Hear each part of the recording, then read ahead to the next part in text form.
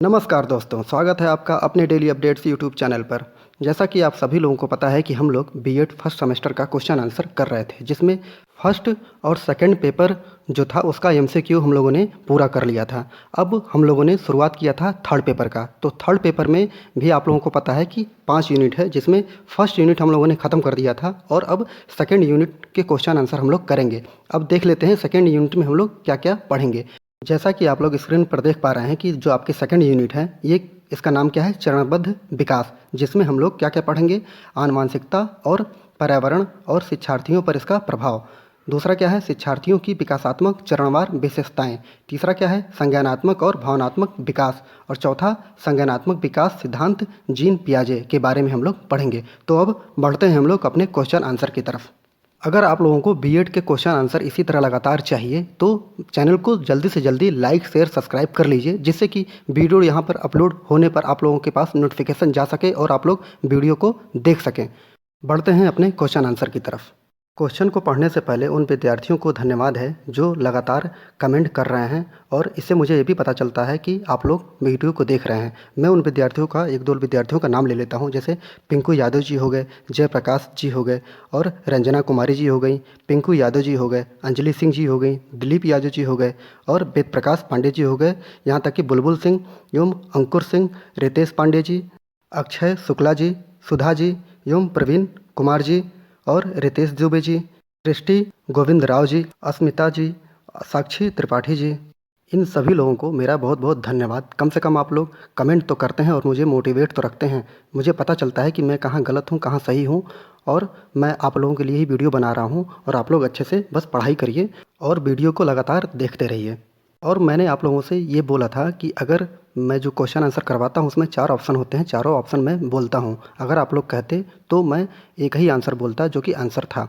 तो इसमें जो है प्रेमलता तिवारी जी और कुछ अन्य बच्चों ने भी बोला है कि सर आप केवल आंसर बोलिए, चारों ऑप्शन बोलने की कोई ज़रूरत नहीं है। तो मैं अब से वीडियो में चारों ऑप्शन न बोलकर मैं सिर्फ आंसर आप लोगों को बताऊँगा।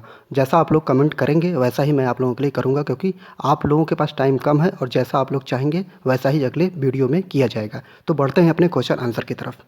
पहला क्वेश्चन, प्रतिभाशाली बालक की बुद्धि लब्धि होती है तो कितनी होती है? ऑप्शन सी 140 तथा उससे अधिक भी होती है प्रतिभाशाली बालक की बुद्धि लब्धि। क्वेश्चन 2, विकास के पक्ष हैं। विकास के क्या पक्ष होते हैं? उपयुक्त सभी। ऑप्शन डी होगा, उपयुक्त सभी होते हैं विकास के पक्ष। क्या क्या होते हैं? शारीरिक विकास, मानसिक विकास और सामाजिक विकास, अर्थात विकास के सभी पक्ष गिने जाते हैं। क्वेश्चन 3, बालक का विकास होता है तो बालक का विकास कैसे होता है? ऑप्शन ए, वंशानुक्रम तथा वातावरण के योग से, मतलब वंशानुक्रम के द्वारा भी और वातावरण दोनों ये जुड़ जाते हैं तो बालक का विकास होता है। क्वेश्चन 4, शारीरिक विकास का क्षेत्र है। शारीरिक विकास का क्या क्षेत्र होता है? उपयुक्त सभी, अर्थात ऑप्शन डी जो है आपका सही होगा। क्या क्या होता है देख लेते हैं शारीरिक विकास के लिए। स्नायु मंडल होता है, मांसपेशियों की वृद्धि होती है और एंडोक्राइन ग्लैंड्स होते हैं। तो आप लोग शारीरिक विकास में ये सब चीज़ें शामिल होती हैं। ऑप्शन डी सही होगा। अगला क्वेश्चन 5, व्यक्तित्व के विशेषक सिद्धांत के प्रतिपादक कौन थे? तो ऑप्शन ए, फ्राइड महोदय जो थे वही व्यक्तित्व के विशेषक सिद्धांत के प्रतिपादक माने जाते हैं। Option A. क्वेश्चन 6, संज्ञानात्मक विकास के सिद्धांत के प्रतिपादक कौन थे? तो यहाँ पर ऑप्शन डी, पियाजे महोदय को ही संज्ञानात्मक विकास के सिद्धांत का प्रतिपादक माना जाता है। Option D.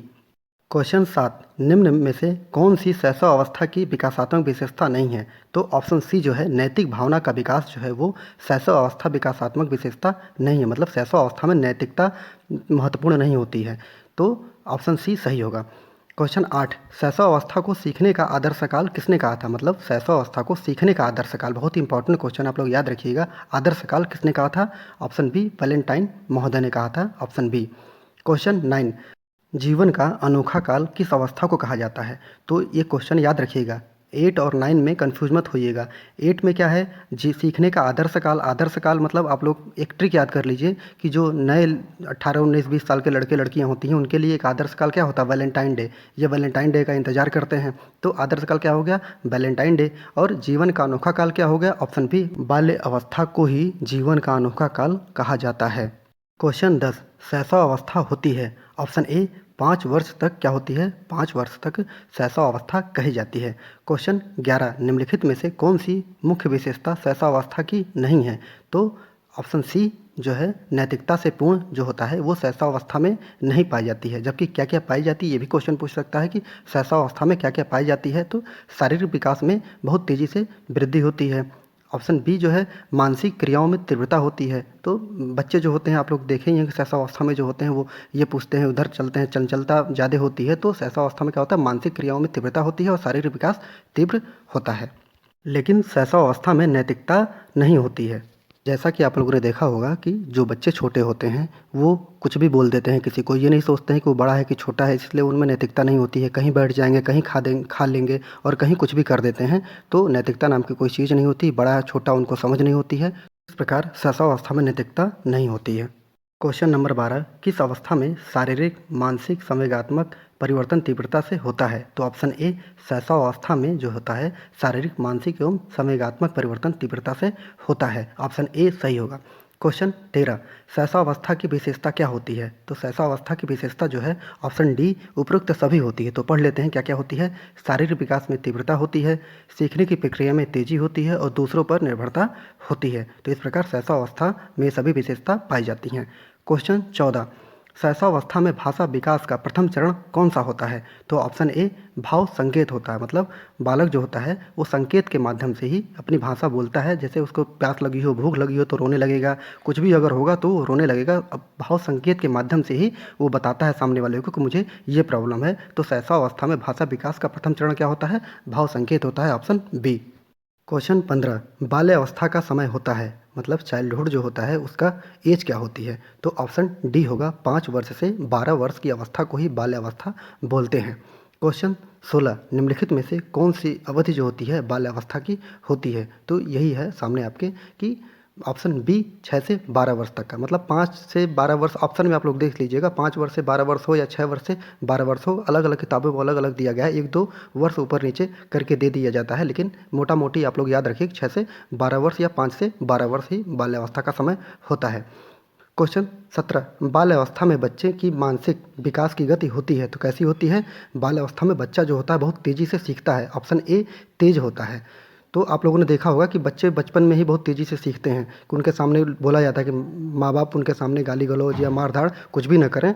इसलिए बाल्यावस्था, क्योंकि बच्चे जो देखते हैं वही सीखते हैं, तो बहुत तेज़ी से हर चीज़ ग्रहण करते हैं बच्चे। बस आप लोग ये जो अवस्था होती है कि 6 से 15 वर्ष 12 वर्ष, इन तीनों की अवस्थाएं याद करके रखिएगा, क्योंकि बहुत ही ज़्यादा कन्फ्यूजन होता है, याद रखिएगा आप। क्वेश्चन 18, सीखने की खेल विधि उपयोगी होती है। सीखने की खेल विधि कब उपयोगी होती है? ऑप्शन ए बाल्यावस्था में ही सीखने की विधि उपयोगी होती है। क्वेश्चन 19, तर्क जिज्ञासा तथा निरीक्षण शक्ति का विकास कब होता है? तो ऑप्शन बी 11 वर्ष की आयु में होता है। अर्थात आप लोगों ने देखा होगा कि छोटे बच्चे जो होते हैं 10 साल से ऊपर, वो तर्क करते हैं कि ऊपर चंद्रमा है तो चंद्रमा क्यों चमकता है, आवाज़ कैसे आती है, वो ऐसा क्यों होता है, ऐसा क्यों होता है। वो लोग ज़्यादा क्वेश्चन पूछते हैं बच्चे। तो यहाँ पे तर्क और जिज्ञासा, हर चीज़ को जानने की इच्छा बहुत ज़्यादा होती है। तो ये कब होता है? 11 वर्ष की आयु में शुरू हो जाता है। क्वेश्चन 20, बाल्यावस्था की मुख्य विशेषता है। क्या है बाल्यावस्था की मुख्य विशेषता? ऑप्शन सी सामाजिक गुणों का विकास होता है। बाल्यावस्था में क्या विशेषता होती है? सामाजिक गुणों का अत्यधिक तेजी से विकास होता है। ऑप्शन सी सही होगा। क्वेश्चन 21, वीर पूजा की अवस्था कहलाती है। ऑप्शन सी जो होता है किशोरावस्था को ही वीर पूजा की अवस्था कहलाती है। आपने देखा हो किशोरावस्था में बालक जो होता है किसी को मार देगा, किसी को गाली दे देगा, कभी यहाँ चोट लग गया, कभी मतलब वो हमेशा मार धाड़ की बात करता है। हमसे बड़ा कोई कोई नहीं है, जो भी कुछ हूँ वो मैं हूँ, आओ किसी से लड़ लो। तो ये किशोरावस्था में ही भावना पैदा होती है। तो ऑप्शन सी को ही, किशोरावस्था को ही वीर पूजा की अवस्था कहा जाता है। क्वेश्चन 22, स्वतंत्रता तथा विद्रोह की भावना किस अवस्था में अधिक होती है? तो ऑप्शन सी किशोरावस्था में ही स्वतंत्र और विद्रोह की भावना होती है। जैसे कि आपने देखा होगा कि बच्चे जो होते हैं वो स्वतंत्र होना चाहते हैं। मतलब अगर बच्चे को खेलने जाना है और पिता माता जी जो हैं वो अगर डांट देते हैं, नहीं आप खेलने नहीं जाना है, पढ़ाई करना है, तो बच्चे विरोध करते हैं, वो उनको दुश्मन समझते हैं अपना, और हर बात के लिए जिद करने लगते हैं, विद्रोही प्रकृति के हो जाते हैं। क्वेश्चन 23, निम्नलिखित में से कौन सा किशोरावस्था की मुख्य विशेषता है? किशोरावस्था की मुख्य विशेषता क्या है? उपरोक्त सभी है, तो सभी देख लेते हैं। घनिष्ठ एवं व्यक्तिगत मित्रता, जैसे आप लोग देखा होगा जैसे किशोर होता है तो उसके दोस्त हो जाते हैं। वो शाम को 7 बजे 8 बजे तक घूमते हैं, अपने दोस्तों के साथ बातें करते हैं, क्रिकेट खेलते हैं, मतलब अधिक से अधिक वो लोगों से मिलते हैं, उनके दोस्त यार बन जाते हैं। व्यवहार में भिन्नता आ जाती है, माता पिता से कैसा व्यवहार करना है, दोस्तों से कैसा व्यवहार करना है, बहनों से कैसा व्यवहार करना है, ये भिन्नता आ जाती है। और आप लोगों को मैंने बता ही दिया तीसरा विद्रोह की भावना होती है, जो चाहते हैं वही वो चाहते हैं उनको मिल जाए। तो विद्रोह की भावना होती है क्यों? क्योंकि वो स्वतंत्र रहना चाहते हैं, अपने ऊपर किसी का दबाव नहीं लेना चाहते और किसी का कहना भी नहीं मानना चाहते हैं, तो विद्रोह की भावना भी पैदा हो जाती है। तो ऑप्शन डी सही होगा। किशोरावस्था में ये सब चीज़ें पाई जाती हैं। नेक्स्ट क्वेश्चन 24, एडोलेसेंस की व्युत्पत्ति एडोलेसियर से हुआ है, इसका अर्थ होता है, क्या अर्थ होता है? ऑप्शन सी परिपक्वता की ओर बढ़ना अर्थ होता है। क्वेश्चन 25, किस अवस्था में प्रतिक्रिया की तीव्रता बढ़ जाती है? प्रतिक्रिया की तीव्रता जो होती है वो किशोरावस्था में बढ़ जाती है, मतलब जवाब देने की, प्रतिक्रिया उल्टा करने की। जैसे कि हमने मना किया, तुमको यहाँ नहीं जाना है, नहीं हम जाएंगे, बच्चा बोलता है, तो किशोरावस्था में ही होता है कि तुरंत पलट के कुछ ना कुछ करना। प्रतिक्रिया की तीव्रता इस अवस्था में किशोरावस्था में बढ़ जाती है। क्वेश्चन 26, किशोरावस्था बड़े संघर्ष, तनाव की अवस्था, तूफान तथा विरोध की अवस्था कही जाती है। तो ये कथन किसका था? तो स्टैनले हॉल महोदय का ये कथन था। याद रखिएगा आप लोग, बहुत इंपॉर्टेंट ऐसे कथन होते हैं, आप लोगों के बीएड की परीक्षा में डायरेक्ट पूछे जा सकते हैं। कि कोई पूछ सकता है कि किशोरावस्था बड़े संघर्षों की अवस्था होती है, तनाव की अवस्था होती है, तूफानों की अवस्था होती है तथा विरोध की अवस्था होती है। इसमें से कोई भी एक उठा के पूछ लेगा, या तो पूरा पूछ लेगा नहीं तो एक पूछेगा। स्टैनले हॉल ने ये सब बोला है। क्वेश्चन 27, आनुवंशिकता का मुख्य निर्धारक है, क्या है? गुणसूत्र जो होते हैं आनुवंशिकता के निर्धारक होते हैं। गुणसूत्र में भी जीन्स होते हैं, वो जीन जो होते हैं वही आनुवंशिकता का निर्धारण करते हैं। क्वेश्चन 28, आनुवंशिकता व्यक्ति की जन्मजात विशेषताओं का पूर्ण योग है, ये कथन किसका है? तो ये कथन जो है बी.एन. झा महत्वपूर्ण है। ये कथन याद रखिएगा, आनुवंशिकता व्यक्ति की जन्मजात विशेषताओं का पूर्ण योग है। Option C BN. झा महोदय ने बोला है। क्वेश्चन 29, आनुवंशिकता का अर्थ माता पिता से शारीरिक तथा मानसिक लक्षणों का हस्तांतरण है, ये किसने बोला था? ऑप्शन ए जेम्स ड्रेवर महोदय ने बोला है कि आनुवंशिकता का अर्थ माता पिता से शारीरिक तथा मानसिक लक्षणों का हस्तांतरण होता है। क्वेश्चन 30, निम्नलिखित में से कौन सा आनुवंशिकता सिद्धांत है? तो ऑप्शन बी जो है प्रत्यागमन का जो सिद्धांत है वो आनुवंशिकता का सिद्धांत है। ऑप्शन बी सही होगा। क्वेश्चन 31, व्यक्ति वंशानुक्रम तथा वातावरण है, क्या है? गुणनफल है। मतलब व्यक्ति जो होता है वो वंशानुक्रम तथा वातावरण का क्या होता है? गुणनफल होता है व्यक्ति। क्वेश्चन 32, वंशानुक्रम माता पिता से संतान को प्राप्त होने वाले गुणों का नाम है, ये कथन किसका है? ये परिभाषा किसने दी है? तो ऑप्शन बी जो है रूथ बेनेडिक्ट जो महोदय हैं, रूथ बेनेडिक्ट महोदय ने ये कथन दिया है कि वंशानुक्रम माता पिता से संतान को प्राप्त होने वाले गुणों का नाम है। क्वेश्चन 33, मैकडुगल ने कितने प्रकार के सामयिक बताए हैं? तो बहुत ही आसान क्वेश्चन है और बहुत ही इंपॉर्टेंट भी क्वेश्चन है। मैकडुगल ने सामयिक के 14 प्रकार बताए हैं। ऑप्शन डी जो है 14 प्रकार होते हैं मैकडुगल के अनुसार सामयिक के।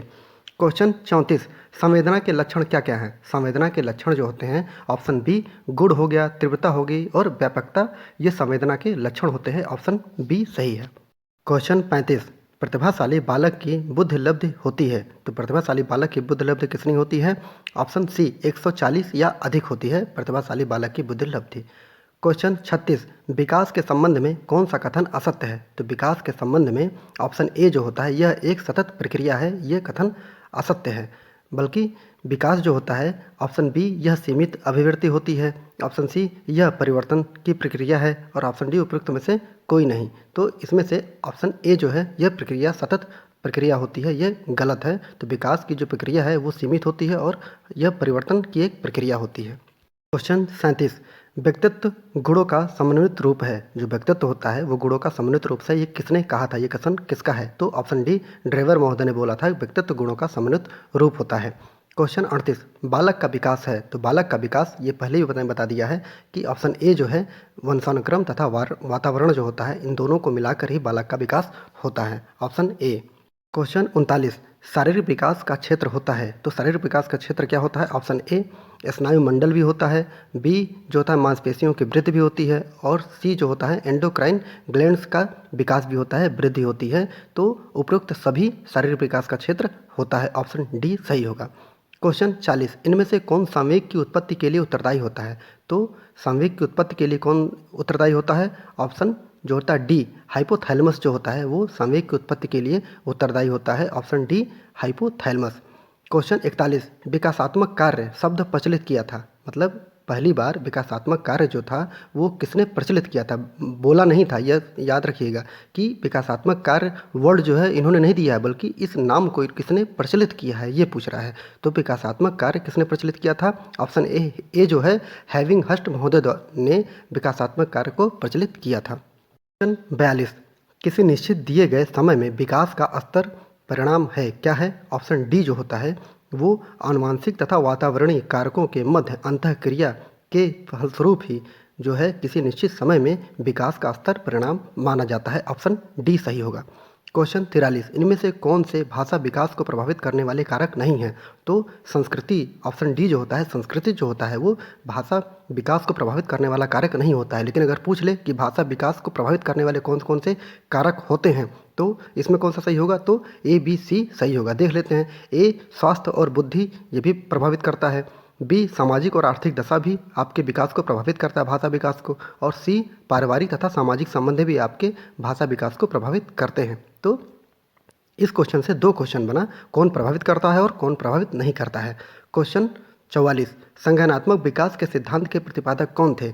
ऑप्शन डी जीन पियाजे महोदय ही संज्ञानात्मक विकास के सिद्धांत के प्रतिपादक माने जाते हैं। बहुत ही इंपॉर्टेंट क्वेश्चन है। क्वेश्चन 45, किसने कहा है सामाजिकरण की प्रक्रिया दूसरे व्यक्तियों के साथ शिशु के प्रथम संपर्क में से प्रारंभ होती है तथा आजीवन चलती रहती है? तो ऑप्शन डी रास महोदय ने ये बोला है कि सामाजिकरण की प्रक्रिया दूसरे व्यक्तियों के साथ शिशु के प्रथम संपर्क से प्रारंभ होती है तथा आजीवन चलती रहती है। किसने बोला? ऑप्शन डी रास महोदय ने। क्वेश्चन 46, दूसरे वर्ष के अंत तक शिशु शब्द का भंडार हो जाता है। मतलब जब बच्चा होता है, दूसरा वर्ष जब उसका शुरू होता है तो उसके दिमाग में कितने शब्द वो बोलने लायक हो जाता है, कितने शब्द बोल लेता है? तो ऑप्शन बी 60 शब्द वो भंडार उसके पास हो जाते हैं, 60 शब्दों के। जैसे पापा, मम्मी, मामा, चाचा ये सब नहीं बोलता है, खाना पीना, पानी ये सब बोलता है। तो वो 60 वर्ड ही ऐसे हैं जो दूसरे वर्ष तक बालक के दिमाग में भंडार हो पाते हैं। क्वेश्चन 47, किसने कहा मनुष्य को जो कुछ बनना होता है प्रारंभ के 4-5 वर्षों में ही बन जाता है? तो ये फ्राइड महोदय ने, बहुत इंपॉर्टेंट क्वेश्चन है ये। ऑप्शन ए फ्राइड, बहुत इंपॉर्टेंट दार्शनिक भी फ्राइड माने जाते हैं। तो फ्राइड ने ही बोला है कि मनुष्य जो कुछ भी उसे बनना होगा वो अपने प्रारंभ के 4-5 वर्षों में ही बन जाता है। क्वेश्चन नंबर 48, शैशवावस्था की विशेषता होती है तो उपयुक्त सभी विशेषता होती है। ऑप्शन डी सही है। तो क्या क्या होती है देख लेते हैं। शारीरिक विकास में तीव्रता होती है, सीखने की प्रक्रिया होती है और दूसरों पर निर्भरता होती है, शैशवावस्था की विशेषता होती है। क्वेश्चन 49, शैशवावस्था में भाषा विकास का प्रथम चरण कौन सा होता है? तो ऑप्शन बी भाव संकेत होता है। शैशवावस्था में जो भाषा होती है वो कैसे होते हैं? संकेत के माध्यम से बालक अपनी बात को सामने वाले तक पहुंचाता है। तो भाव संकेत, ऑप्शन बी सही होगा। क्वेश्चन 50, नवजात बालक में कौन सा संवेग उपस्थित होता है? तो जो छोटा बालक होता है, जो अभी जन्म लिया है, उसमें कौन सा संवेग सबसे अधिक होता है? उत्तेजना सबसे अधिक होती है। Option A. क्वेश्चन 51, बाल्य अवस्था में निम्नलिखित में से कौन सी मूल प्रवृत्ति सर्वाधिक प्रभावी होती है? तो ऑप्शन डी सामूहिकता जो होती है, सामूहिकता सर्वाधिक प्रभावित होती है। बाल्य अवस्था में बच्चे जो होते हैं समूह बनाकर रहते हैं तो उन्हें ये अच्छा लगता है। तो ऑप्शन डी सामूहिकता सबसे अधिक प्रभावी होती है। क्वेश्चन 52, बाल्य अवस्था में बच्चे के मानसिक विकास की गति होती है तो कैसी होती है? तेज होती है। बाल्य अवस्था में जो विकास होता है बहुत तेज़ी से बच्चों का होता है। अगर अभी तक आप लोगों ने चैनल को सब्सक्राइब नहीं किया है तो जल्दी से सब्सक्राइब कर लीजिए। इसी तरह आप लोगों को बीएड से संबंधित हर एक बात और हर एक सिलेबस आप लोगों तक मैं प्रदान करता रहूँगा। मुझे बस आप लोगों का सपोर्ट चाहिए और इस वीडियो को अधिक से अधिक लोगों तक शेयर करिए जिससे कि मेरे भी चैनल का कुछ प्रमोशन हो सके और मेरा भी चैनल ग्रोथ हो सके। बस आप लोग अच्छे से पढ़ते रहिए, क्योंकि मैंने पहले ही आप लोगों को बताया है कि किसी का भी वीडियो देखिए लेकिन उस वीडियो को 3 से 4 बार देखिए।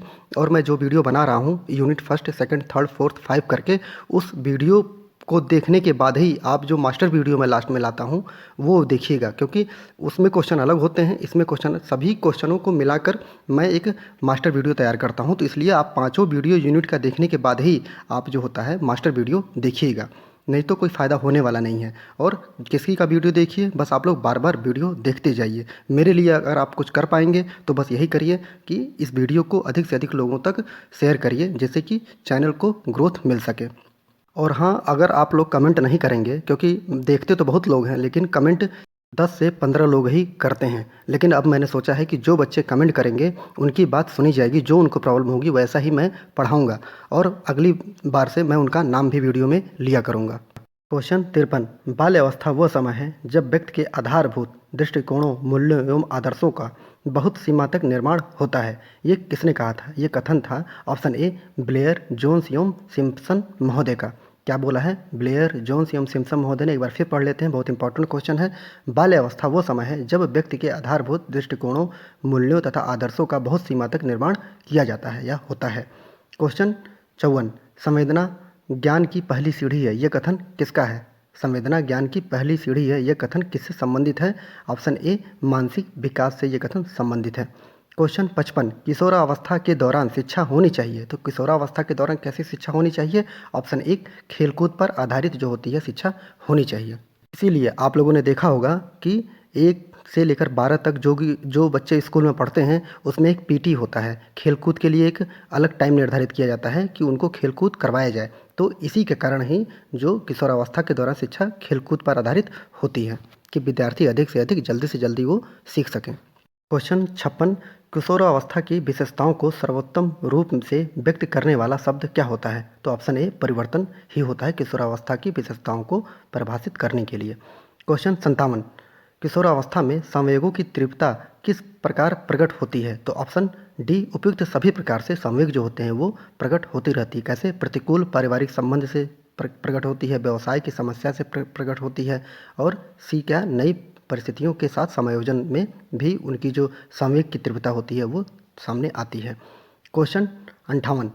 किस अवस्था में प्रतिक्रिया की तीव्रता बढ़ जाती है? तो किशोरावस्था में जो होता है प्रतिक्रिया की समस्या बढ़ जाती है। किशोरावस्था मतलब जब वो पढ़ाई करने लगता है या कोई बिजनेस करने लगता है तो उसको टेंशन होने लगता है, और टेंशन जब होगा तो कोई ना कोई ऐसा काम, कोई ना कोई ऐसी संवेदनाएं व्यक्त कर ही देगा जिससे कि पता चलता है कि अब वो किशोरावस्था में पहुंच चुका है।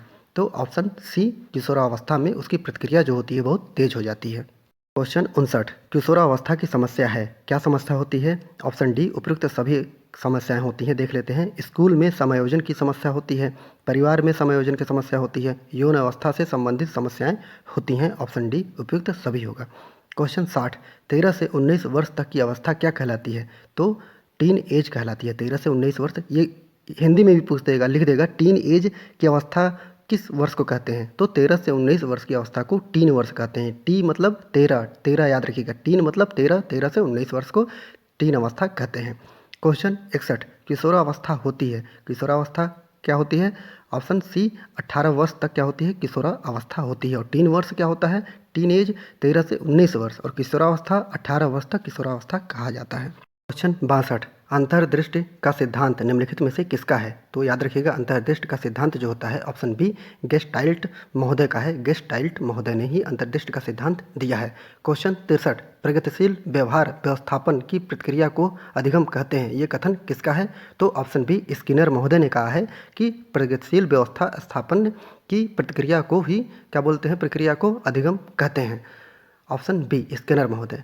क्वेश्चन 64। सूझ अथवा अंतर्दृष्टि द्वारा सीखने के सिद्धांत का प्रतिपादन किसने किया था? तो किसने किया था सूझ एवं अंतर्दृष्टि के सिद्धांत का प्रतिपादन? गेस्टाल्टवादी कोहलर ने किया था। ऑप्शन सी क्या है? गेस्टाल्टवादी कोहलर ने किया था। आप लोगों से मैंने कई बार बोला है कि अगर मेरे पढ़ाने में कोई प्रॉब्लम हो रही हो, कहीं दिक्कत हो रही हो, कि आप लोगों को समझ में नहीं आ रहा हो, कोई कमी रह गई हो, तो आप लोग बेहिचक रूप से कमेंट में लिख सकते हैं, मैं सुधार कर सकता हूं, क्योंकि मैं परफेक्ट तो हूं नहीं। अगर कुछ गलतियां मुझसे भी होती होंगी तो अगर आप कमेंट में लिख कर बताएंगे तो मैं उसमें एक ही काम कर सकता हूं, उसमें सुधार कर सकता हूं। तो आप लोग भी कुछ हेल्प करिए, आप लोग कमेंट करिए और बताइए कैसे मैं आप लोगों को पढ़ाऊं, कैसे न पढ़ाऊं। तो आप लोग बस कमेंट करते जाइए, मैं अपने अंदर सुधार लाता जाऊंगा। क्वेश्चन 65। किसने कहा सीखना आदतों, ज्ञान और अभिवृत्तियों का अर्जन होता है? तो ये क्रो एंड क्रो महोदय ने बोला था। ऑप्शन बी सही है। क्वेश्चन 66। किसने कहा सीखने की शक्ति ही बुद्धि है? तो ये किसने कहा था? ऑप्शन सी बकिंघम महोदय ने बोला था कि सीखने की शक्ति ही बुद्धि है। क्वेश्चन 67। पावलोव ने निम्नलिखित में से किस पर अपने प्रयोग किए थे? ये बहुत ही इंपॉर्टेंट है, वेरी वेरी इंपॉर्टेंट, मान के याद रखिएगा। पावलोव ने निम्नलिखित में से किस पर अपने प्रयोग किए थे? ऑप्शन सी कुत्ते पर प्रयोग किए थे पावलोव महोदय ने। कुछ बहुत ही इंपॉर्टेंट हम लोग स्टेटमेंट देख लेते हैं शैशवावस्था से। 1 से 5 वर्ष के काल को हम शैशवावस्था कहते हैं। स्टेटमेंट क्या क्या इसमें दिए गए हैं? बालक जो कुछ बनना होता है वो प्रारंभ के 4-5 वर्षों में बन जाता है। ये किसने बोला था? फ्रायड महोदय ने बोला था। दूसरा, 3 से 6 वर्ष का बालक अर्ध स्वप्नों में रहता है। 3 से 6 वर्ष का बालक अर्ध स्वप्नों में रहता है, किसने बोला था? थॉर्नडाइक महोदय ने बोला था। तीसरा, 20वीं शताब्दी को बालक की शताब्दी किसने कहा है? बहुत इंपॉर्टेंट क्वेश्चन है। 20वीं शताब्दी को बालक की शताब्दी क्रो एंड क्रो महोदय ने बोला है। चौथा, शैशव अवस्था में जो सीखने की सीमा तथा सीखने की तीव्रता है वो किसी अन्य अवस्था से बहुत तीव्र होती है। तो ये कथन किसका है? वाटसन महोदय ने बोला है कि शैशव अवस्था में विद्यार्थी जो होता है बहुत ही तीव्र रूप से सीखता है। पांचवा, शैशव अवस्था को सीखने का आदर्श काल कहा गया है। तो आदर्श काल वैलेंटाइन महोदय ने बोला है। बाल्यावस्था जो होता है वो उसका समय क्या होता है? 6 से 12 वर्ष को बाल्यावस्था का समय कहते हैं। इसमें स्टेटमेंट देख लेते हैं। नंबर 1, बाल्यावस्था को मिथ्या परिपक्वता कहा है। किसने कहा है? रास महोदय ने कहा है। दूसरा, बाल्यावस्था संवेगात्मक विकास का अनोखा काल होता है। किसने कहा है? कोल तथा ब्रूस महोदय ने बोला है।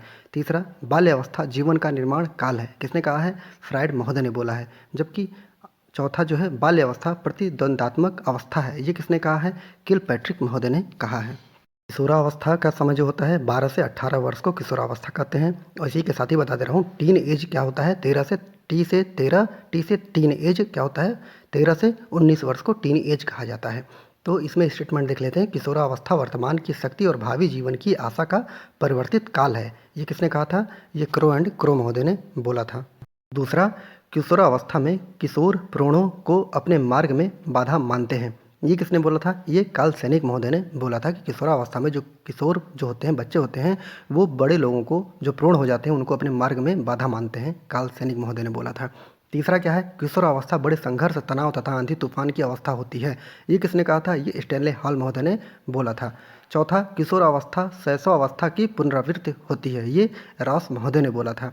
पाँचवा, इनमें से कोई मतभेद नहीं कि किशोरावस्था जीवन का सबसे कठिन काल होता है। सबसे कठिन काल किलपैट्रिक महोदय ने ये स्टेटमेंट दिया था। छठा, किशोरावस्था अपराध प्रवृत्ति का नाजुक समय है। तो ये किसने कहा था? वैलेंटाइन महोदय ने बोला था। जीन पियाजे आपके सिलेबस में है, थोड़ा सा जीन पियाजे के बारे में जान लेते हैं। जीन पियाजे ने कौन सा सिद्धांत दिया था? संज्ञानात्मक सिद्धांत दिया था। जीन पियाजे को विकासात्मक मनोविज्ञान का जनक भी कहा जाता है। सेकंड, जीन पियाजे का जन्म कब हुआ था? 1888 में स्विट्जरलैंड में हुआ था। तीसरा, जीन पियाजे ने सर्वप्रथम the language of thought of the child नामक पुस्तक लिखी थी। ये इंपॉर्टेंट है। और कब लिखी थी? 1923 में लिखी थी। अब देखते हैं संज्ञानात्मक विकास की अवस्थाएं क्या क्या हैं। जीन पियाजे के संज्ञानात्मक विकास की अवस्थाएं जो हैं वो 4 हैं। नंबर 1, संज्ञानात्मक पक्ष का अध्ययन करते हैं। नंबर 1, अपने बच्चों पर इन्होंने प्रयोग किया था। पूछ सकता है कि कौन सा दार्शनिक था, कौन सा वैज्ञानिक था जिसने अपने बच्चों पर प्रयोग किया था? तो जीन पियाजे महोदय ही थे। और तीसरा, अवस्था का सिद्धांत भी इनको कहा जाता है। मतलब जीन पियाजे जी ने अपने सिद्धांत का जो प्रयोग किया था वो अपने बच्चों पर ही किया था। तो अपने बच्चों पर इन्होंने प्रयोग किया। अवस्था का सिद्धांत भी इनको कहा जाता है। जब बच्चों पर इन्होंने प्रयोग करना शुरू किया तो छोटे बच्चे थे, और जब बड़े हो गए तो एक अवस्था परिवर्तित लगातार उनके बच्चों का होता गया, तो उसको ही अवस्था का सिद्धांत भी इन्होंने कहा। और एक संज्ञानात्मक विकास का सिद्धांत भी कहा जाता है। तो इस प्रकार 4 आपको पढ़ने हैं। अब हम संज्ञानात्मक विकास की अवस्थाएं देख लेते हैं, जिसमें 4 अवस्थाएं हैं और चारों अवस्थाओं का वर्ष भी निर्धारित किया गया है। ये आ सकता है पेपर में कि कौन से अवस्था जो है किस वर्ष तक के लिए मानी जाती है। तो पहला है संवेदीगामक अवस्था। संवेदीगामक अवस्था जो मानी जाती है 0 से 2 वर्ष के लिए मानी जाती है। पूर्व संक्रियात्मक अवस्था 2 से 7 वर्ष के लिए मानी जाती है। जबकि तीसरा मूर्त संक्रियात्मक अवस्था जो होती है वो 7 से 11 वर्ष के लिए मानी जाती है। और अंतिम औपचारिक संक्रियात्मक अवस्था जो होती है 11 से 14 वर्ष के लिए मानी जाती है। आप लोग ये सन याद रखिएगा, क्वेश्चन आपके आ सकते हैं इसी से ही। नंबर 1, संवेदीगामक अवस्था जिसका समय होता है 0 से 2 वर्ष। यह जन्म से 0 से 2 वर्ष की अवस्था होती है। नंबर 1, इस अवस्था में बालक जो भी कार्य करता है वो अपने इंद्रियों के माध्यम से करता है। आप लोग ने देखा होगा जो बालक होगा उसे कुछ भी चाहिए होगा, भूख लगेगी तो रोने शुरू कर देगा, कुछ भी होगा तो अपने इंद्रियों के माध्यम से, अर्थात आँख के, नाक के, कान, त्वचा के माध्यम से वो अपने जो तकलीफ़ होगी, जो वो कहना चाहता होगा वो बोलेगा। तो किस अवस्था में? संवेदीगामक अवस्था 0 से 2 वर्ष की अवस्था में बालक करता है। अगला है पूर्व संक्रियात्मक अवस्था जो 2 से 7 वर्ष के लिए होता है। इसे प्राक संक्रियात्मक अवस्था भी कहा जाता है। यह 2 से 7 वर्ष की अवस्था होती है। इस अवस्था में बालक पड़ोसी बच्चों के साथ खेलना पसंद करता है और बालक शब्दों एवं प्रतीकों का प्रयोग करता है। जैसे पानी के लिए माम माम बोलता है, मतलब सभी के लिए वो प्रतीक, छोटे छोटे वर्डों का उपयोग करता है। प्रतीकात्मक खेल खेलता है और चौथा क्या है, खिलौनों की आयु इसी अवस्था को कहा जाता है। पूछ लेगा कि कौन सी अवस्था को खिलौने की आयु कहा जाता है, तो पूर्व संक्रियात्मक अवस्था को, 2 से 7 वर्ष की अवस्था को खिलौनों की आयु की अवस्था कहा जाता है। इसी दौरान उसमें भाषा का भी प्रारंभ हो जाता है। इसी दौरान वो भाषा धीरे धीरे सीखने लगता है, क्या किसको क्या बोलते हैं, पापा मम्मी नाना नानी, ये जो बोलता है इसी अवस्था में ही, पूर्व संक्रियात्मक अवस्था में ही वो बोलना प्रारंभ कर देता है। अगला मूर्त संक्रियात्मक अवस्था 7 से 11 वर्ष का होता है। यह 7 वर्ष से 11 वर्ष की अवस्था होती है। अगला, इस अवस्था में बालक का चिंतन और तर्क करना शुरू कर देता है। तीसरा, इस अवस्था में बालक दिन जो हो गया, समय हो गया, महीना आदि बताने योग्य हो जाता है। चौथा क्या है, इस अवस्था में बालक सही अनुपात का अंतर, आकार, भार, क्रम आदि को समझने लगता है। जैसे ABCD, ए बी 1 2 3 4, ये सब चीज़ें जो होता है बालक धीरे धीरे समझने लगता है मूर्त संक्रियात्मक अवस्था 7 से 11 वर्ष की उम्र में, और मूर्त चिंतन प्रारंभ कर देता है। तो ये बातें अगर आप लोग भी छोटे ही थे तो आप लोग सोचिए कि ये सब चीज़ें आप लोगों के साथ, हमारे साथ गुजर चुकी हैं, तो ये आराम से बार बार देखने पर ही आपको याद होंगी। तो क्या है, मूर्त चिंतन प्रारंभ कर देता है इसी अवस्था में ही। नेक्स्ट है औपचारिक संक्रियात्मक अवस्था, जो 11 से 14 वर्ष की होती है। यह 11 से 14 वर्ष के आगे की अवस्था है। इस अवस्था में किशोर मूर्त के साथ साथ अमूर्त चिंतन भी के योग भी हो जाता है। जैसे देखते होंगे आप कि बालक बैठा हुआ है और सपने में वो, हम ये कर देंगे, हम ऐसा कर देंगे, ऐसी ये गाड़ी हमारे पास होगी, मतलब वो अमूर्त भी सोचने लगता है। तो ये किस में होता है, औपचारिक संक्रियात्मक अवस्था में भी बालक अमूर्त एवं मूर्त दोनों ही सोचता है, यानी स्मरण मनन आदि करने लगता है। कार्य को कारक समझता है, यानी कार्य में अंतर समझता है। ये भी याद रखिएगा, कार्यों में अंतर भी वो समझने लगता है। कब, औपचारिक संक्रियात्मक अवस्था में। इसलिए इसे तार्किक चिंतन की अवस्था के नाम से भी जाना जाता है। तो ये आपका जो सेकंड यूनिट था ये मैंने समाप्त कर दिया है। अब जो क्वेश्चन बचे होंगे वो मास्टर वीडियो में, लास्ट में जो आपका छठा वीडियो मास्टर वीडियो आएगा उसमें दे दिया जाएगा। अगर आप लोगों को लगता है कि मैंने अच्छे क्वेश्चन आप लोगों को प्रदान किए हैं तो आपकी भी जिम्मेदारी है कि मेरे चैनल को प्रमोट करिए और अधिक से अधिक लोगों तक इसे फैलाइए। और कोई भी कमी हो पढ़ाने में और कुछ आपको नहीं आ रहा हो तो आप लोग प्लीज़ कमेंट ज़रूर करिए और उसका निदान किया जाएगा, और अपने अंदर मैं सुधार करूँगा कि मुझे क्या करना है। तो आप लोग कमेंट ज़रूर करिए। पूरा वीडियो देखने के लिए बहुत बहुत धन्यवाद।